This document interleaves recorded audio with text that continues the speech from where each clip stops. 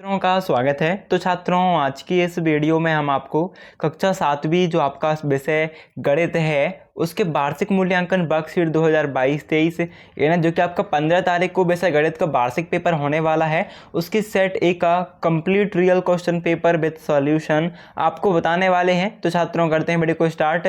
यहाँ पर आप देख सकते हो कक्षा है 7वीं, विषय है गणित, वार्षिक मूल्यांकन वर्कशीट 2022-23।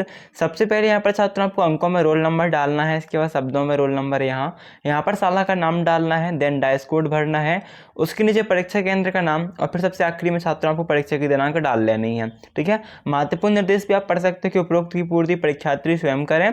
प्रश्नों के उत्तर प्रश्न के नीचे आगे दिए स्थान में निर्देशानुसार लिखे जाएं और बाकी नीचे का पोर्शन आपके टीचर द्वारा भरा जाएगा। अभी छात्रों प्रश्नोत्तर देख लेते हैं। सबसे पहले आप पे देखो बहुविकल्पीय प्रश्न 1 से लेकर 10 तक निर्देश है। प्रश्नों को पढ़कर नीचे दिए गए विकल्पों में सही विकल्प चुनकर लिखिए। प्रत्येक क्वेश्चन के लिए 1 अंक निर्धारित है। तो छात्रों, पहला प्रश्न, निम्नलिखित में से कौन सी परिमेय संख्या 2/3 के समतुल्य है? मतलब ऐसी कौन सी संख्या जो है वो 2/3 के समतुल्य रहेगी? तो यहाँ पर देखो 2/3 जो है वो 4/6 के समतुल्य है। ठीक है, 2 दूनी 4 और 3 दूनी 6। इसके बाद छात्रों आपका दूसरा प्रश्न क्या है? निम्नलिखित में कौन सी परिमेय संख्या मानक रूप में है? तो मानक रूप में मतलब उचित रूप में। तो यहाँ पर छात्रों 1/2, 1 के बाद 2 और बटे में भी यानी कि परिमेय संख्या, ये आपकी राइट संख्या हो जाएगी। ठीक है। थर्ड क्वेश्चन है, समीकरण 3x + 5 = 0 का हल है। तो 3x + 5 = 0। ओके, तो अब ये x में है और ये बिना x में है, तो 5 का पक्षांतर होगा और ये प्लस में 5 है तो यहाँ पर माइनस का 5 हो जाएगा, यानी कि 3x बराबर कितना आ जाएगा आपका -5। तो आपका उत्तर क्या रहेगा? फिर देखो x बराबर क्या आ जाएगा -5 और 3 भाग में चला जाएगा बट्टा में, तो -5/3 जो है आपका राइट आंसर रहेगा, यानी कि आपका ऑप्शन नंबर डी करेक्ट हो जाएगा। फिर छात्रों, -1 समीकरण का हल नहीं है। तो हल क्या नहीं है? x - 1 = 2, ये आपका नहीं है। एक त्रिभुज में कितने लंब होते हैं? तो छात्रों हमेशा याद रखना, एक त्रिभुज में 3 लंब होते हैं। 3 भुजाएं 3 लंब। एक त्रिभुज के तीनों आंतरिक कोणों का मान तो 180 अंश होता है। ओके, 3 आंतरिक कोण तीनों 60-60 अंश के, यानी कि 180 अंश के, या फिर अलग अलग भी हो सकते हैं, पर टोटल 180 अंश रहेगा। फिर हम दिए गए आंकड़े 14, 16, 12, 17, 21, 10, 4, 3 का परास होगा। तो यहाँ पर छात्रों को परास ज्ञात करना है। सिंपली आपका जो परास आएगा वो आएगा 18, है ना। फॉर्मूले में मान पुट कीजिएगा, आपका आंसर 18 आएगा। फिर निम्न आंकड़ों का बहुलक यानी कि बहुलक होगा। तो बहुलक क्या होता है? जो सबसे ज़्यादा बार आए वही आपका बहुलक होता है। तो छात्रों यहाँ पर आपका 23, 23, 23 3 बार आया है, प्लस 29, 29, 29 ये भी 3 बार आया है। तो यहाँ पर आपके 23 और 29 दोनों जो हैं वो आपके क्या रहेंगे? बहुलक रहेंगे। मान ज्ञात कीजिए। यहाँ पर मान ज्ञात करना है 2/3 प्लस 3 सही 1/2। तो यहाँ पर आपका देखो क्या आएगा राइट आंसर? 37/6। अगला प्रश्न, श्रेणी 11, 8, 5, 2 में अगले 3 क्रमागत होंगे। तो देखो 11 से 3 माइनस करो 8 आएगा, 8 से 3 माइनस करो 5, 5 से 3 माइनस करो 2।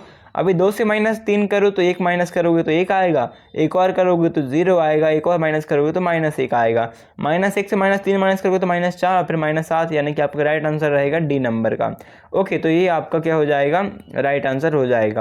इसके बाद छात्रों आपके लिए लघुत्तरीय प्रश्न 1 से लेकर 10 तक। ऑब्जेक्टिव आप एक बार देख लीजिएगा, उससे अच्छे ध्यान रखिएगा। ये जो आगे वाले क्वेश्चन हैं ना, इन्हें बहुत अच्छे से पढ़िएगा, क्योंकि ये बहुत ज़्यादा चांस रखते हैं सेम टू सेम फंसने के। तो पहला ही प्रश्न आपको अच्छे से तैयार करना है, पाइथागोरस प्रमेय का सूत्र। ध्यान रखिए, आपसे पूछा है सूत्र यानी कि फॉर्मूला, यानी कि क्या होता है फॉर्मूला? a² + b² = c²। कर्ण आधार का स्क्वायर प्लस लंब का स्क्वायर ही आपकी कर्ण का स्क्वायर होता है। ठीक है। इसके बाद आपका नेक्स्ट क्वेश्चन है, हल कीजिए 12 -42 × 12। देखो -42 × 12 है, तो आपका जब आंसर करोगे तो आएगा आपको 504 और बड़ी संख्या का साइन यानी 42 का चिन्ह है तो माइनस का 504, है ना। इसमें तो गुणा में आपको बड़ी संख्या नहीं, यदि एक भी संख्या में माइनस है, 12 में भी माइनस होता तब भी आपका माइनस का 504 ही आता। नेक्स्ट क्वेश्चन है, एक वृत्त की परिधि 3.4 सेंटीमीटर, उसका क्षेत्रफल ज्ञात करो, है ना। तो स्टूडेंट्स का जो आंसर आप एक बार चेक कर लेना, आंसर इसका हमारे पास है नहीं है, सो इसे आंसर आप चेक कर लीजिएगा। ओके, देख लेते हैं छात्रों आपका नेक्स्ट क्वेश्चन क्या है। So here is your next question 14। सबसे इसे लिखना चाहता हूँ, आप छोड़ना मत। ठीक है, ध्यान रखना, अच्छे से तैयार करना, छोड़ना मत। नेक्स्ट, सबसे बड़े और सबसे छोटे आंकड़े के अंतर को क्या कहते हैं? तो इसे हम कहते हैं परिमाप। अगला प्रश्न है, 5 क्रमागत पूर्ण संख्याओं का माध्य ज्ञात करो। तो 5 क्रमागत पूर्ण संख्याओं का माध्य ज्ञात करके बता देते हैं आपको। पहली क्रमागत 0 1 2 3 4 5, ठीक है, पूर्ण संख्या 0 से स्टार्ट होती हैं। माध्य बराबर होता है संख्या का योग बटे संख्या, तो संख्या है आपकी 5 क्रमागत और संख्या है 0 1 2 3 4 5, तो 1 1 2 3 3 3 6 और 6 और 4 10, 10 बटा 5 यानी कि आपका 2 आ जाएगा माध्य। ठीक है, अगला प्रश्न देख लेते हैं स्टूडेंट। अगला प्रश्न क्या है आपका, वो है सुनील 3 क्रमागत दिनों में क्रम से 6 घंटे 5 घंटे और 7 घंटे पढ़ता है, उसकी औसत समय क्या होगा, तो इसे देख लीजिएगा आप एक बार, ठीक है, बाकी आप छोड़ना चाहते तो छोड़ भी दीजिएगा। फिर नेक्स्ट क्वेश्चन हल कीजिए। 3.3m - 14 = 4, अच्छे से तैयार करना, बहुत अच्छे से तैयार करना। इसका आंसर भी आपको बता देते हैं, बिल्कुल मत छोड़िएगा इसे। सो यहाँ पर आप देख सकते हो इसका आंसर, एक मिनट, तो ये चार्ट आपका सॉल्यूशन है ना 3m - 14 = 4 का। सो 3m - 14 = 4, जो आपका बिना m बिना जड़ संख्या वाला है वो साइड में आओ। 4 माइनस का 14 है, प्लस में 14 आएगा, 3m बराबर 18 आ जाएगा। तो m बराबर क्या हो जाएगा, 3 भाग में आएगा, यानी 18/3। बहुत सिंपल है, यानी कि आपका आंसर क्या जाएगा 6, ये आपका राइट आंसर हो जाएगा। इतना इजी रहा है ना। अभी देख लेते हैं छात्रों नेक्स्ट क्वेश्चन आपका 18th। एक रेखा के दोनों और कितने अंत बिंदु होते हैं, तो कोई अंत बिंदु नहीं होता है, यानी कि शून्य होते हैं। ठीक है, फिर देखो नेक्स्ट क्वेश्चन है अभाज्य गुणनखंड द्वारा 12 और 18 का लघुत्तम समावर्तक ज्ञात करो। सो इसका आंसर भी आप यहाँ पर देख सकते हो, 12 और 18 का क्या है आपका लघुत्तम समावर्तक। तो स्टूडेंट आप कर लीजिएगा, इजी है, बहुत इजी है। आपको देखो 12 और 18 को कट करना है, तो सबसे पहले 2 से कटेंगे, 2 छक्के 12 और 2 नाम 18। इसी प्रकार आगे भी 2 3 6 है ना, और फिर आपका 9 का 9, फिर 3 3 का 9, 3 एकम 3 और 3 3 का 9, यानी 1 1 आपका आ जाएगा, है ना। ये भी आपका है। नेक्स्ट क्वेश्चन है आंकड़ों का बहुलक, तो 14 बहुलक है, बहुत 12 आया है। 21 पर देख लो, इसका एक प्रश्न है आपका, किसी संख्या के त्रिगुण और 11 का योग 32 है, वह संख्या ज्ञात करो। तो वह संख्या x बराबर 7 आएगी, क्योंकि आपका देखो 11 पक्षांतर होगा, प्लस में है माइनस में आएगा, 3 भाग करेगा, तो 7 आपका उत्तर आएगा। अगला प्रश्न है एक कोण 45 अंश बड़ा है, इसका पूरक कोण 45 अंश से भी बड़ा है, तो 45 से छोटा है।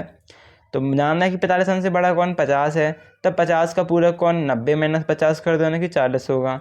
ठीक है, यानी जो कि 45 से छोटा है। नेक्स्ट क्वेश्चन 12 को 75% ज्ञात करना है।